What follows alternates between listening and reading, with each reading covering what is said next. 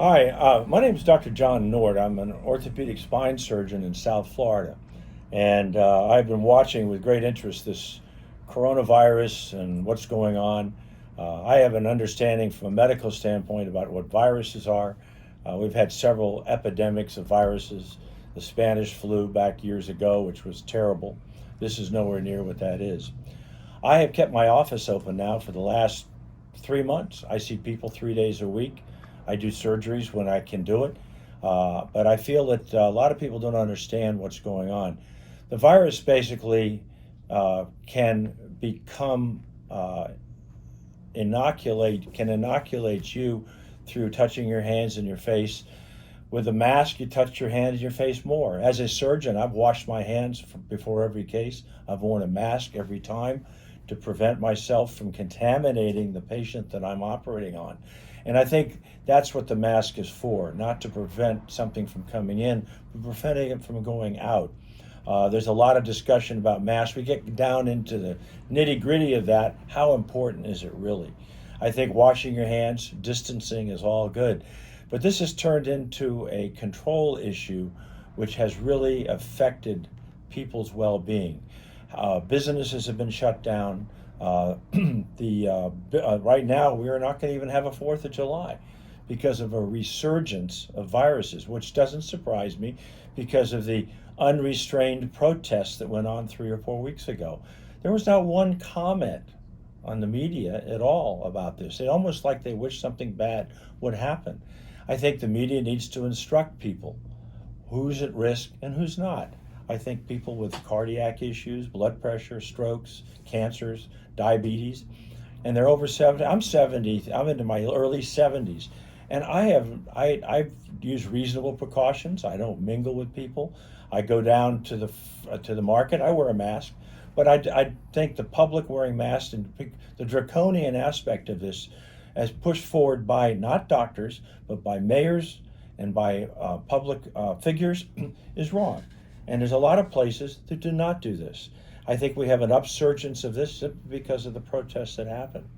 I feel strongly that this is a fear mongering about this, and in fact, the fatality rate is like 0.3 or 0.5% at best. It wasn't what they originally thought it was.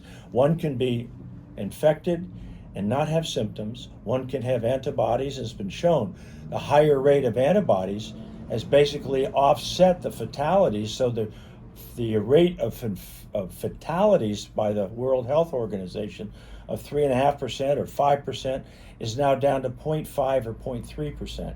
When you put in all the people that are infected, most of whom, 90%, are hardly even affected. I happen to know 2 people that have been infected by this and have been proven, and they were sick for 3 or 4 weeks. One of the problems with this virus is it creates an immunological response. The immunological response causes a lot of mucus formation in the nose. You get full of mucus, and one of the things I've told many of my patients and people that I know, get yourself an antihistamine, Claritin, Zyrtec, even NyQuil will dry you up. As that mucus forms, it starts to drip down into your lungs. At night, when it drips down into your lungs, it infects your lungs. If you can stop the mucus flow, you hold back the the virus. The problem is people have thrown hydroxychloroquine under the bus. There's a new article just came out, says that it helps a lot. The trouble with hydroxychloroquine is they gave it too late. They gave it too late for people that are on respirators in the hospital. The horse is out of the barn then. Is when you start getting symptoms of feeling sick, a sore throat, and fevers, that's the time to take it. Using dexamethasone has been also, both of these are anti-inflammatory medications. They reduce the inflammation that is begun with a cascading, what we call a cytokine storm, to generate more fluid production. Many people handle it well, some don't. But these are ways we can do it. And for the government to come in and tell us you shouldn't approve that medication and not this one, the individual doctor you go see should have some say-so on what's going on. I just hope that we can get through this. I think it's going to probably go on through the summer. I question whether or not it's a partisan issue, but we still have wellness to think of. Thank you. I'd like to continue my little comments about this. I think the problem I have is the disruption of our culture. Children are not going to school. Some people are not going back to college this fall, all because of a perception of what we have. The fear and of this virus that has been put forth by people like Dr. Fauci, who I have watched for 3 months. Not a practicing physician. He's an excellent academician, excellent epidemiologist, but he's been employed by the federal government since 1984. I think the real problem here is experience. I've listened to many doctors out there that have given various medications that have helped people, and they're on top of it. Dr. Fauci, who gets a check every 2 weeks, wants to shut down everything for another 18 months, as per what he said several months ago, until a vaccine, which may or may not work. We don't know that. And the bottom line is we can't afford to wait. We have to move forward. There's a lot of young people out there milling around. They have been kept in quarantine. Maybe the resurgence is because of quarantine. I think the more you're out and about, the better you are. The protests recently are probably created some of it.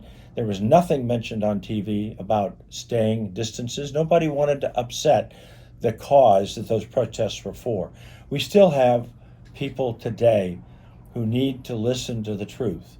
And the bottom line is people who know what's going on can conduct themselves accordingly. I believe that children need to go back to school. Parents need to be relieved for 4, 5, or 6 hours. I was one of them. And I think they need to go back to their place of work. I think we are through some new normals, and I see that.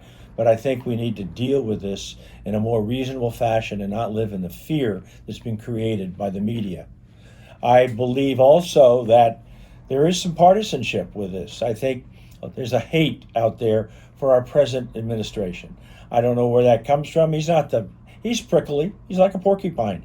But you know something? He's done more as far as unemployment, and I'm not going to go through the numbers for various ethnic groups and everything else. He's done an amazing job. You know, you may not like it. You may not like him.